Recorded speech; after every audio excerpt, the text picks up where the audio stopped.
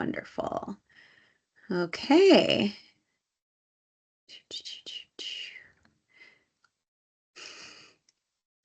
All right. Once again, everyone, thank you for joining us for tonight's lecture.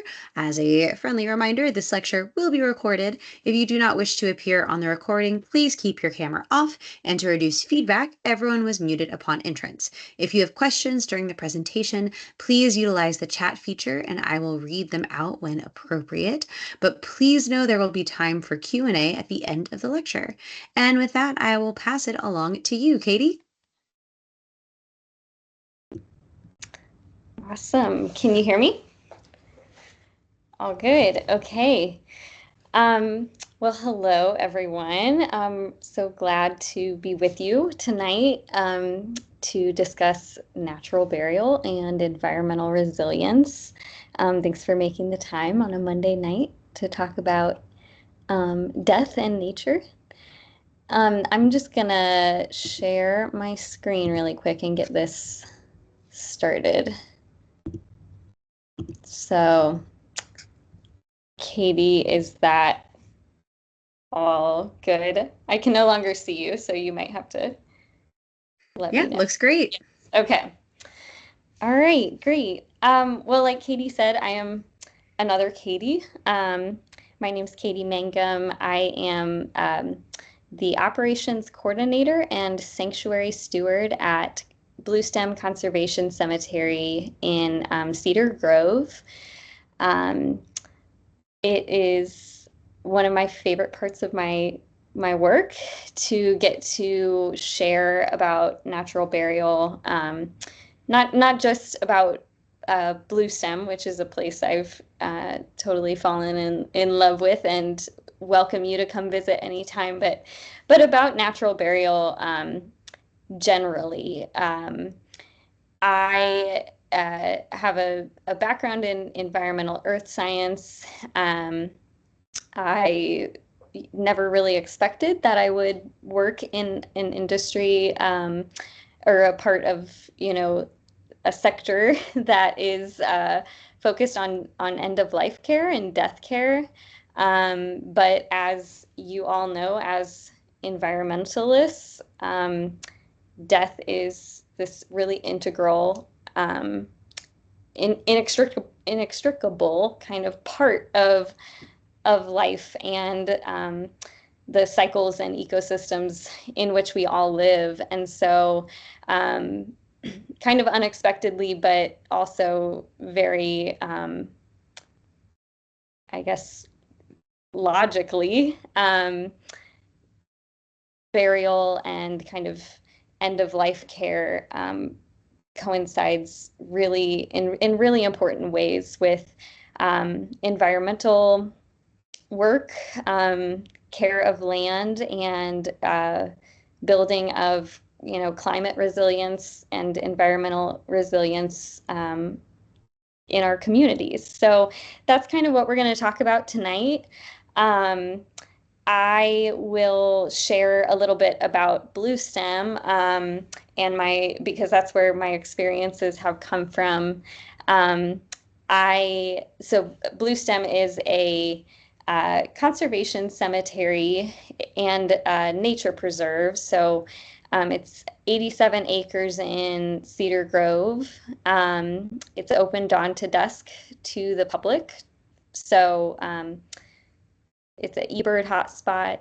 People can come in and birdwatch or hike, come sit and meditate. It's a place that's meant to be a place for living, as well as it's a conservation cemetery. So it's a place where we practice what we refer to as natural burial. Sometimes we call it green burial. We kind of use those words interchangeably. And so I'll share some stories and some kind of facts from my experiences there. But generally speaking, we will be talking about the many, elements of burial and how it affects our planet and the communities and places in which we live. So just before we kind of jump into all of that, I wanted to um, define some terms and also just state the obvious that um, talking about end of life, talking about burial and loss can be very sensitive and heavy. So even as we're, in the virtual um, world together, just be mindful of what you need to, take breaks and um, take deep breaths and things as, emotions can come up while we're talking about death and loss, and we definitely understand that. And also, I think as people who probably love nature as much as I do, I think there's a lot of gifts of just um, being I'm looking out my window right now at the beautiful green trees in my backyard, and um, I think hopefully you'll see throughout the presentation a lot of images. We have a phrase at Bluestem that is just nature is enough, and we think that nature holds us and just provides a lot of comfort and stability in the midst of these very heavy topics and loss and griefs that are involved with end of life care. So all of that to say, just naming the obvious, I will show some images that are of burials of open graves.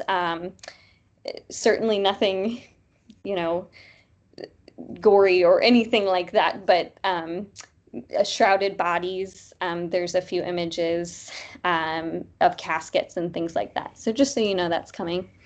Um, and then before we get started, I wanted to define our terms. So I will mainly be talking about, again, what we call green or natural burial. We use those terms interchangeably. Because of greenwashing, sometimes we try to use the term natural burial more than green burial, but I mean the same thing if I say either. And then I just wanted to, you may have heard of some of these other options about disposition options, such as cremation, kind of the standard cremation option is flame-based cremation. But in recent years, there's been a new option for cremation that a lot of people call aquamation, or water-based cremation, or alkaline hydrolysis. And then there's natural organic reduction or human composting. And these are other disposition options. I don't have all the expertise in those options, and I'm mainly going to be focusing on natural burial in this conversation. But if those other things are interesting to you, I encourage you to check out websites. Places like Enswell Funeral Home is a place in Hillsborough that offers aquamation. Human composting was started kind of in the Pacific Northwest. There's an organization called Recompose that has great information about those processes. And then when I refer to what you might think of as traditional burial, the burial where you work with a funeral home. You might have like a wake in a funeral home, and then you have a casket made of, metals and plastics. There's a concrete vault. There's a kind of traditional cemetery where there might be like a headstone, and just kind of that whole process we often refer to as conventional burial. We kind of intentionally don't call it traditional burial because truly traditional burial in terms of human history is natural burial. So I might refer to conventional cemeteries or conventional burial throughout. And just these last two terms, ash scattering versus ash burial. In conservation cemeteries and most green cemeteries, and I'll talk about the difference between those two. Ash scattering is not permitted, and we'll talk about why. In many green cemeteries, including at Bluestem Conservation Cemetery, we allow for ash burial, but there are certain additional pieces of the process that have to occur. So I'll talk a little bit about ash burial too, but for the most part, we're going to be talking about natural burial and kind of all the environmental pieces of it. So all of that aside, we'll get started with just an invitation. It may be easier to bring to mind an image of like a cemetery, but if you can, if you'd like, I just want to invite you to bring to mind a memory of maybe a graveside ceremony that you've attended. You know, bring to mind the visual of that. Maybe you drive by a cemetery on your way to work. Bring to mind the image of what that place looks like. For me, I'm bringing to mind my grandfather's funeral just a couple of years ago, where we had a graveside service, and it looked a lot like these pictures. There was AstroTurf covering the grass, a casket on sort of a mechanical lowering system like the one pictured. There was a white tent and white plastic chairs. And the thing that stands out in my mind the most actually is that the funeral director or cemetery, one of their policies was that they actually don't lower the casket in front of the family. And so I have this really quite strong memory of having to drive away from the graveside and still seeing, you know, the casket there and not really feeling like not really feeling like the experience was complete. And I think, unfortunately, this experience might be kind of relatable to some of you. I think it's quite common experience, at least in the United States. So most of us have experienced or will, you know, experience these kind of conventional burials. And these have really significant impacts on not only us emotionally and sort of our experience of grieving someone, but also, of course, our environment. So these are the most recent estimates I could find, and they're outdated, and so I think that they may be a little bit conservative. That with conventional burial, we bury millions of board feet of wood, millions of gallons of embalming fluids, millions of tons of reinforced concrete, as well as thousands of tons of metals. With each kind of conventional burial, there's often, you know, that casket, as well as a concrete vault, which is often advertised as being, you know, hermetically sealed against the elements.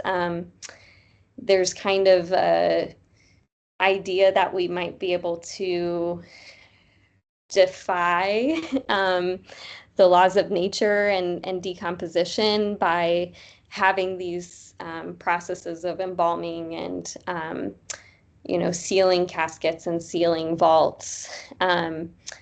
And then there's the element of, maintaining a cemetery, kind of like the one in this image where a gas-powered lawnmower, has to start on Monday mowing the cemetery and finish on Friday, and then, go start over the next week. And there's often the use of, things like pesticides and fertilizers to keep that nice lawn kind of aesthetic.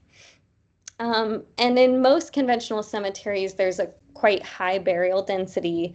Sometimes there's even burial where there's one casket kind of on top of another. The estimate is that there's about 1,000 to 1,200 graves per acre in conventional U.S. cemeteries. So, all of this to say that this type of end of life, burial practice is very impactful to the land that we depend on. And there have been studies where geologists find effects from leaching of, embalming fluids and metals that are in the ground in such dense, just in such density. And so this is all, in mind when people are starting to think and become interested in green funeral options. So in just recent years, I think it's evident that people are looking for different options, one of which has been cremation. So cremation is almost 2/3 or so of current, choices in the US. And over about 2/3 of people in America, in the US, are interested in green funeral options, according to the National Funeral Directors Association kind of surveys and studies. So I think this shows, and certainly in my experience, I have had so many conversations with people where the phrase I hear often is that it just doesn't make sense that, or, conventional burial just doesn't make sense. Why would we kind of put all this waste into the earth as sort of our last, act? And on the flip side of that, there's something that just makes sense about green burial, where we would do it as naturally and as lightly on the earth as possible. And I think, there's an idea that natural burial is some kind of newfangled trend, but really it is a return to ancient practices, practices that, many indigenous communities, Jewish communities, Muslim communities have never lost. But in our kind of industrialized world, many of us have lost. So I'm going to go on to just mention a little bit more about ash burial. There's a lot of different studies about, how much CO2 is emitted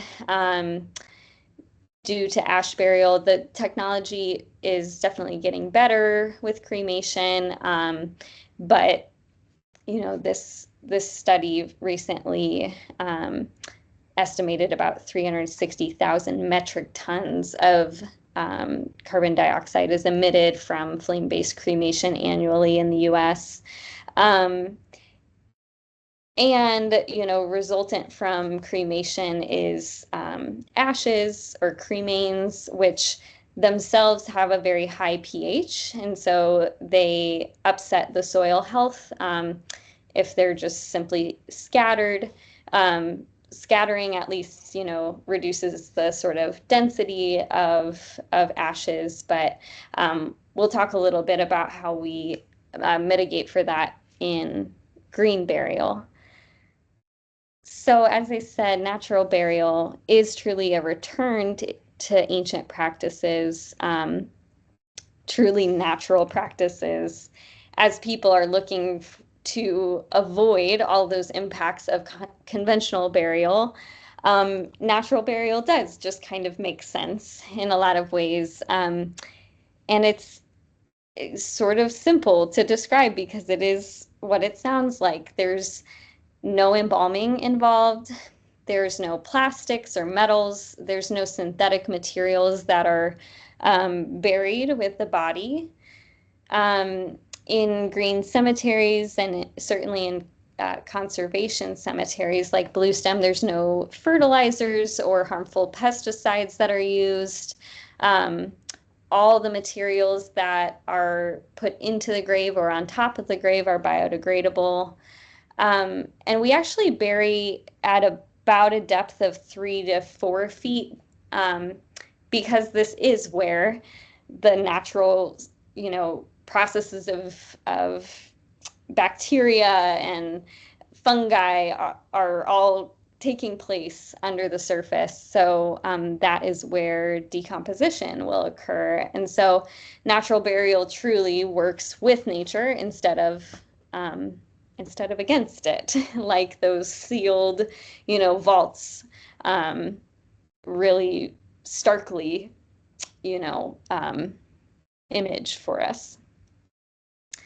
So in a lot of ways, natural burial is the option that avoids all of those, kind of wasteful practices, those practices that sort of resist nature.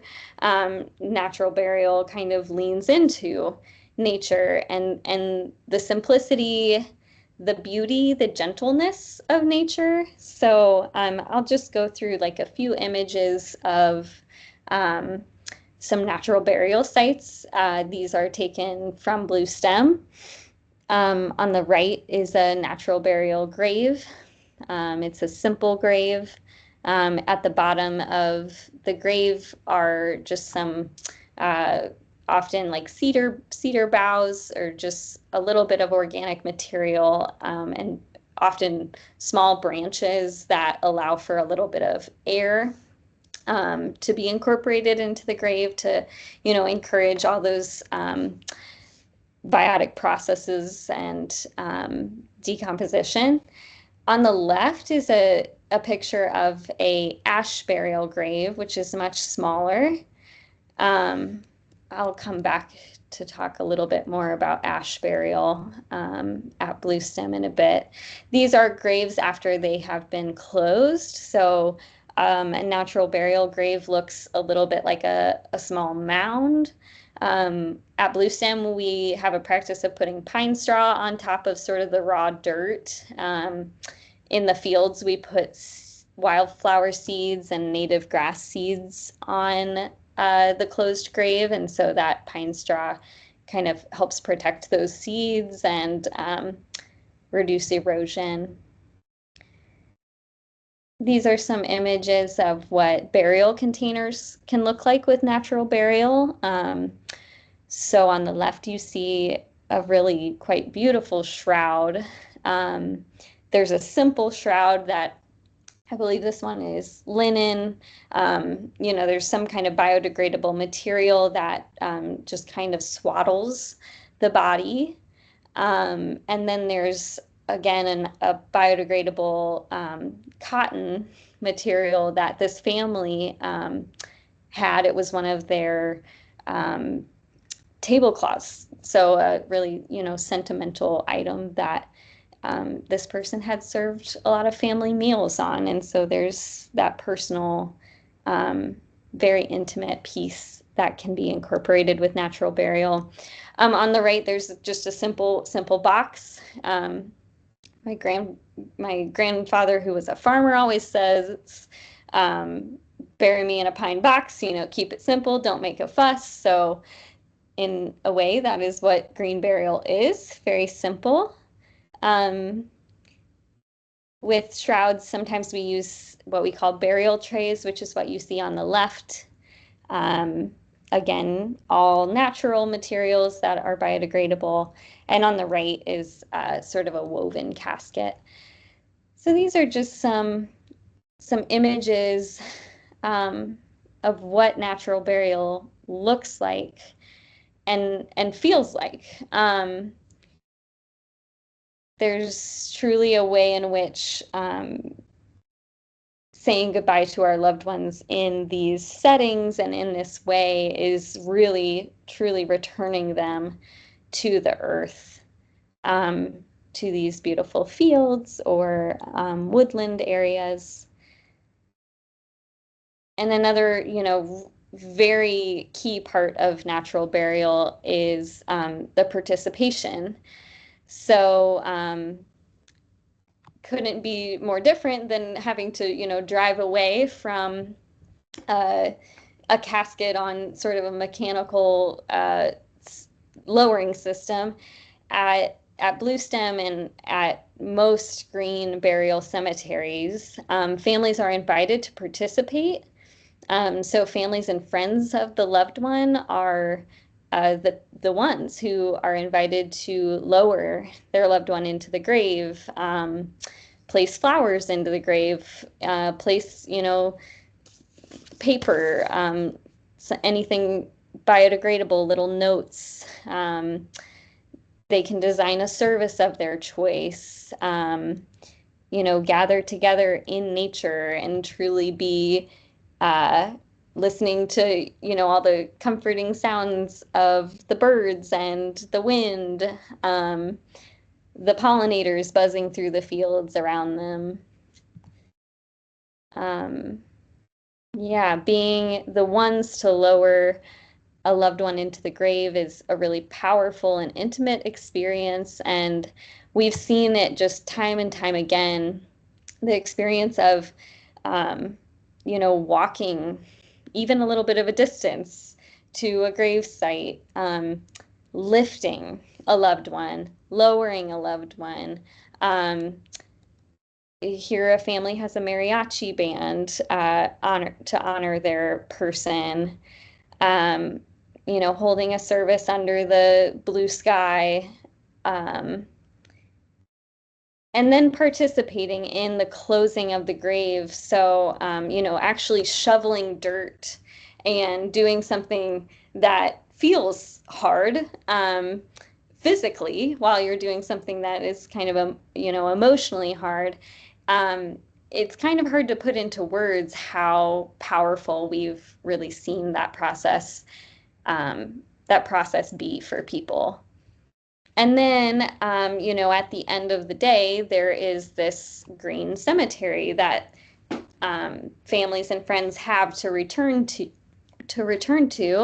Like I said, Bluestem is open from dawn to dusk, and people can just go there and visit graves and walk the trails and kind of have this place in nature that is now very significant for them personally, as well as just being a significant, beautiful natural place. So current numbers, there's almost 500 cemeteries where green burial is practiced. These are sort of the categories of green burial cemeteries. So hybrid cemeteries are cemeteries where both conventional and green burial takes place. Obviously, there's a lot more of those. Natural cemeteries are places that are abiding by all the green burial principles. So they do, they only allow biodegradable materials. They are doing green burial, but they're not necessarily doing active conservation work. The cemeteries that are doing active conservation work are called conservation cemeteries. So these cemeteries are kind of the cream of the crop when it comes to conservation work. They have active conservation plans in place. They operate according to the most stringent green burial practices and requirements. So there's work going on to actually like restore native or natural habitat. The property is actually protected legally under something like a conservation easement or a deed restriction. And there's a requirement that the maximum density of burial is 300 burials per acre or less. At Bluestem, a lot of conservation cemeteries have even less density. At Bluestem, we have a approximate burial density of about 100 per acre. So that's a lot less than the 1,200 or so per acre in conventional cemeteries, and that's intentional because we're protecting soil health and encouraging decomposition and not trying to have overly dense burial areas. And then conservation cemeteries are maintained via perpetual care funds. So a portion of the cost of burial, a portion of those funds go into a perpetual care fund to provide for the care of the land into perpetuity, which is a beautiful phrase that comes, with a conservation easement. So just a little bit more about Bluestem as an example of a conservation cemetery. When it opened in 2022, it was the country's 13th conservation cemetery. I'll just share a little bit more about the conservation work that's ongoing there alongside as we offer natural burial. So Bluestem is 87 acres. About 60 acres of this space will eventually be burial areas. We're opening in phases. That means there's around 6,000 burial sites. We're not running out of space anytime soon. There's no rush to get there. And it's really such a special place. There's a couple of creeks. So we're doing part of our conservation practices include water quality work, water quality protection. We don't bury within 100 feet of the creeks and the pond. We have a prescribed fire regimen. So annually, once a year, parts of the fields are burned to help restore the land and encourage sort of the regeneration of the growth of Piedmont prairie ecosystem. So all of these fields, I'm not sure if you can see my mouse, but I'll the lighter green areas used to be in pretty much monoculture agriculture. So when Bluestem came to be, when it opened in 2022, these fields were very tired. The soil was very depleted from generations of farming, corn and tobacco and some other crops. And part of Bluestem's work as a conservation cemetery is to restore these fields to Piedmont prairie ecosystem, which is one of the most endangered ecosystems in the country and used to be very prevalent in the Southeast, but is sadly not as prevalent anymore. And so conservation cemeteries are doing these kind of active conservation practices alongside offering natural burial. And all of this kind of, works together to enhance and restore the land. Many of you may know what Bluestem is. Of course, it's a native grass that is key to the Piedmont prairie ecosystem. All of the grasses and wildflowers that we encourage in the prairie are drought tolerant, pollinator attracting, carbon storing plants. The idea is to have those root systems going, many feet down to create these ecosystems where, erosion is controlled. They're very resilient to climate disaster, as we know, is more and more prevalent.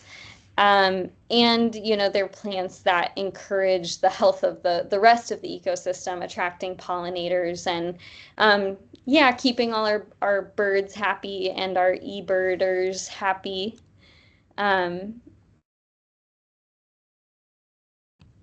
Whenever we go and disturb an area for natural burial,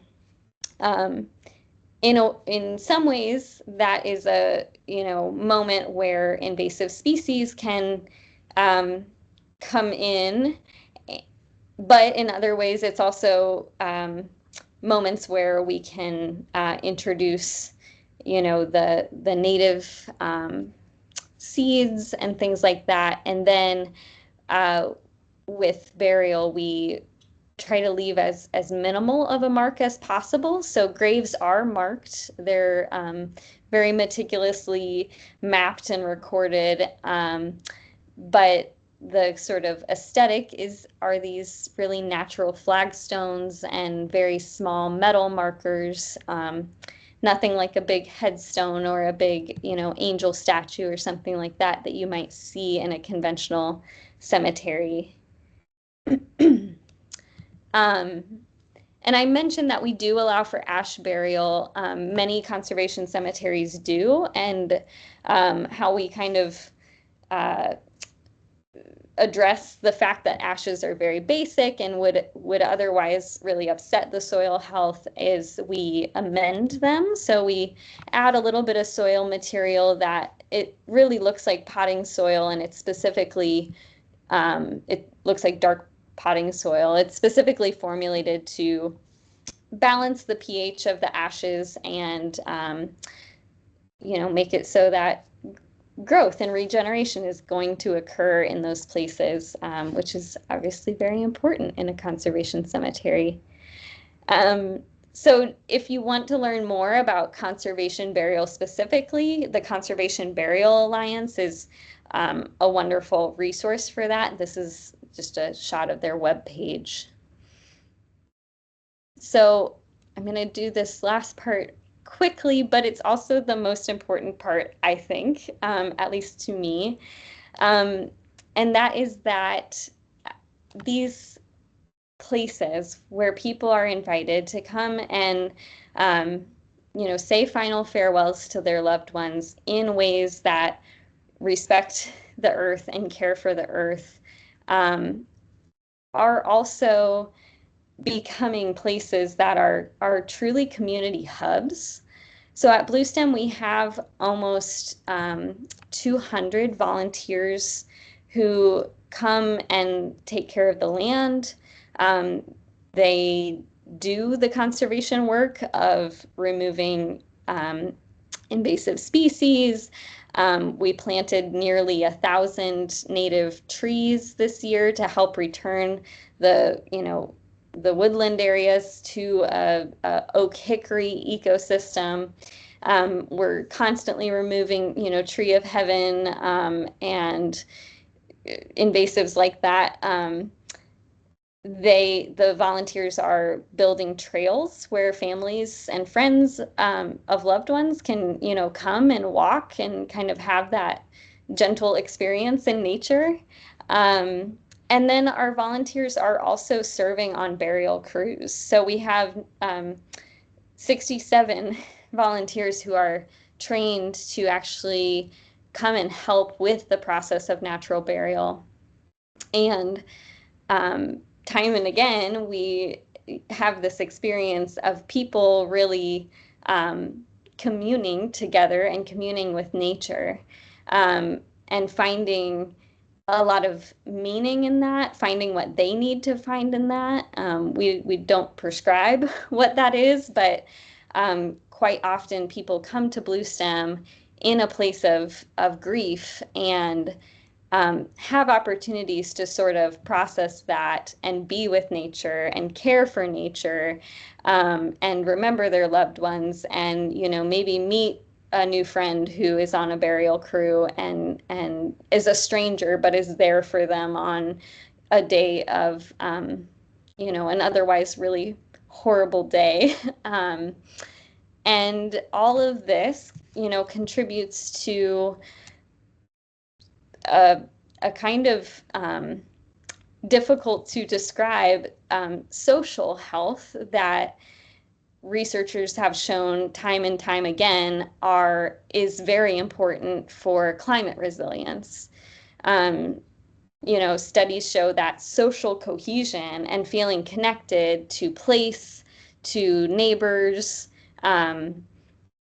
feeling like you can lean on each other, feeling like you have places to go that are truly refuges. There's, a word in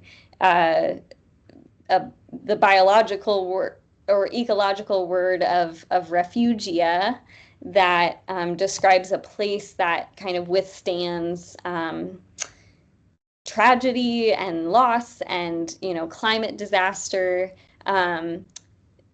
Places like Bluestem, places like conservation cemeteries where loss is truly being felt, but at the same time there's regeneration happening.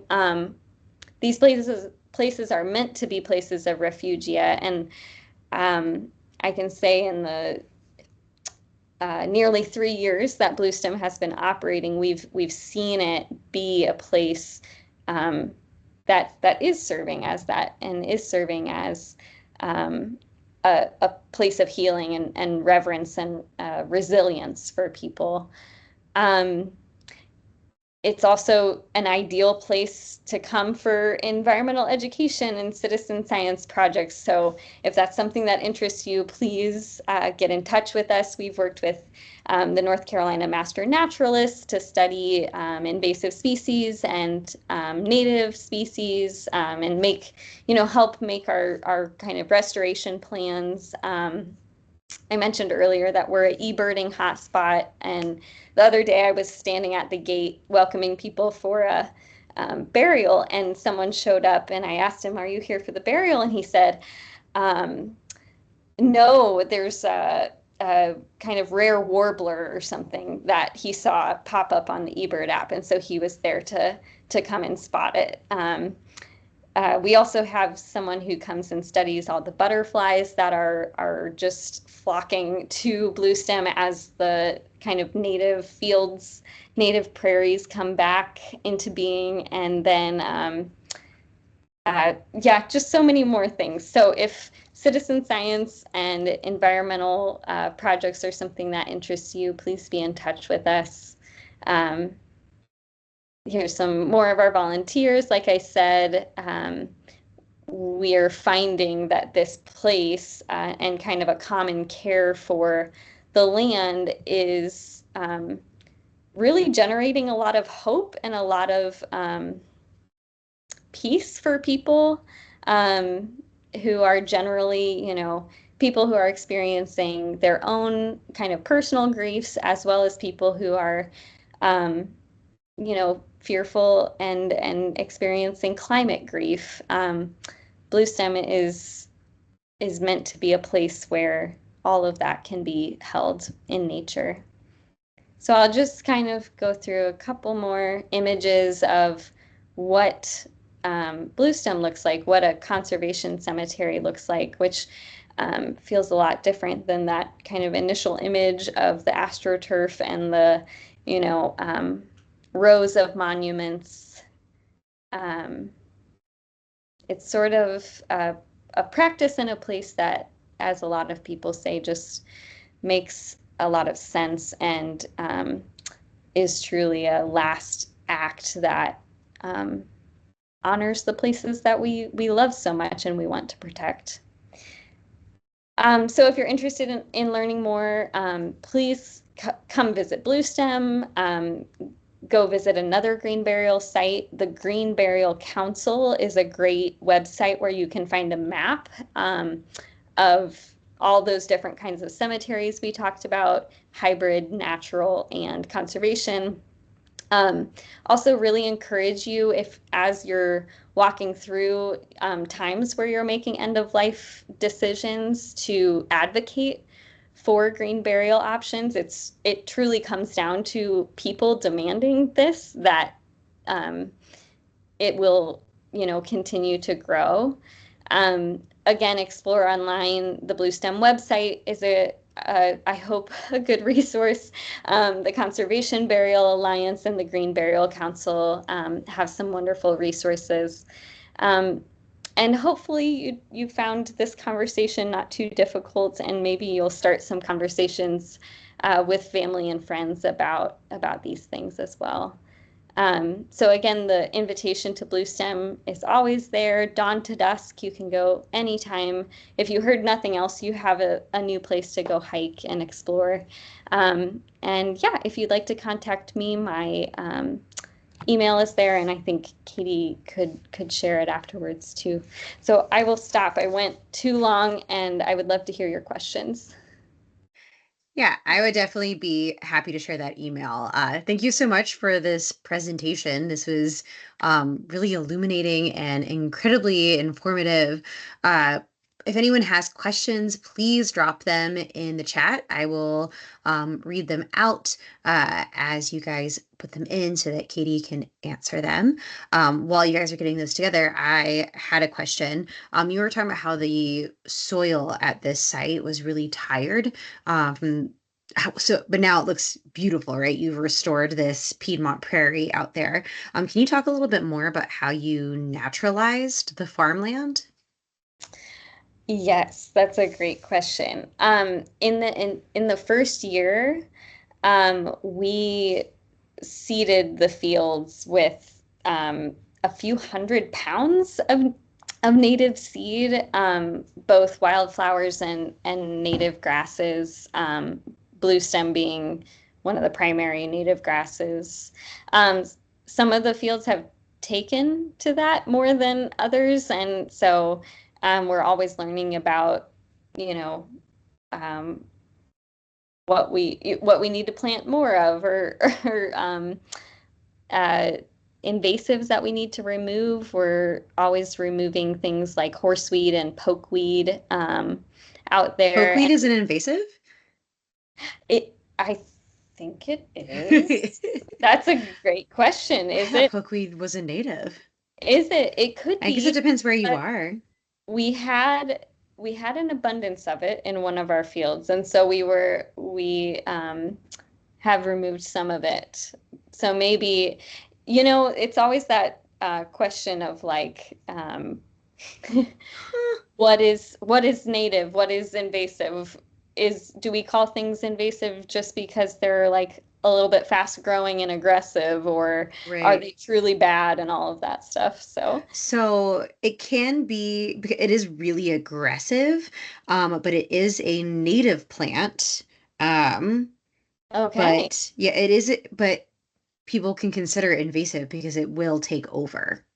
Right, right. It's Yeah. So always it's like you that can't call it an sort of invasive, but it is invasive, herd. right? Got If that it. makes sense. Understood. Yep. It's Yeah, aggressive. that's always the question. So right now we're working with two master naturalists who are in their programs, and one of them studying, all the aggressive or invasive species that are in our fields, and then the other one is studying the native species and how they aren't kind of taking off. Um, yeah, so it's always a process, and we're always learning from all the volunteers and the other experts who are coming to help us with this. Wow. All right. We do have several questions in the chat, and it looks like we have two so far, but more coming. Nicole asked, what's the cost compared to conventional burials? Oh, thank you for asking that. I think I kind of skipped that. So all cost things are very difficult because funeral homes have all these different, fees and things, but generally speaking, green burial is cost competitive, if not less expensive than a conventional burial. I think that the conventional burial kind of median cost right now estimate is like around $8,000. I can tell you that at Bluestem, a natural burial with us costs 5,300 in total. Then there's additional costs with the funeral home. So, Bluestem is just a cemetery. People also need to work with like a funeral home or a home funeral guide to like transport their loved one there and do the shrouding and or casketing and things like that. But so there might be, and with that additional cost, green burial is going to end up being similar to that 8,000 range, maybe a little bit less if you do things like choose a shroud instead of a fancy wooden casket or something. So sorry, that's a long way to say it's cost competitive. Great. Nora asked how many full-time employees are staffed, and are there employees that handle the ceremony, some that manage the conservation, or do most people do like a little bit of both? Oh, that's a good question. So we have 4 people on staff at Bluestem. We don't typically handle the ceremony. We try to connect people if they want like a celebrant to do their service. A lot of families have like a friend or, have a pastor or a rabbi or someone that they will bring in to do the ceremony aspects of things. We just kind of handle all the logistics. 2 of our staff are really focused on the conservation portions of things. We have a land steward who is almost fully focused on that. But we all wear a lot of hats because we're a small nonprofit. So, yeah. Oop, I just minimized that on accident. Hold on. Whoops, there we go. All right. Let's see. Michaela had some really nice comments about thank you for spreading the word. Nora asked, do you think it would be beneficial to have a sort of conservation burial course of study for environmental students in college? Ooh, I love that question. Sure. You should do it, Nora. I think everyone should have education around natural and or green, end of life practices. All right. Let's see if there's one last question, maybe, or at least a comment coming here into chat. There she goes. No more school for No Nora. more I school. understand. All right, friends. Well, thank you everyone for joining us today. Thank you, Katie, for that presentation. For those of you who need environmental education credit, you'll receive a follow-up email as soon as I can, hopefully later this week, or at the very latest, it'll be in your email inboxes first thing next week. I'll be making this recording available on our environmental lecture series YouTube playlist as well. So I'll be including that link in that same email. And we hope to see everyone again during our next lecture. Let me pull up who is doing that. Our next lecture is with Chris Goforth. Some of you might remember her from the birding program earlier this year. But this time she'll be talking about dragonflies and the different collaborative science projects like Dragonfly Swarm and Dragonfly Detectives that you can participate in and help dragonfly researchers collect data about our favorite little buzzing predators. So that is July 14th from 7 to 8 p.m. Again, this was Lake Johnson. Thank you again, Katie, for all of this. And I hope you guys all have a great night. Thanks. You too, Katie. Thank you so much. You are welcome. Bye-bye. Bye.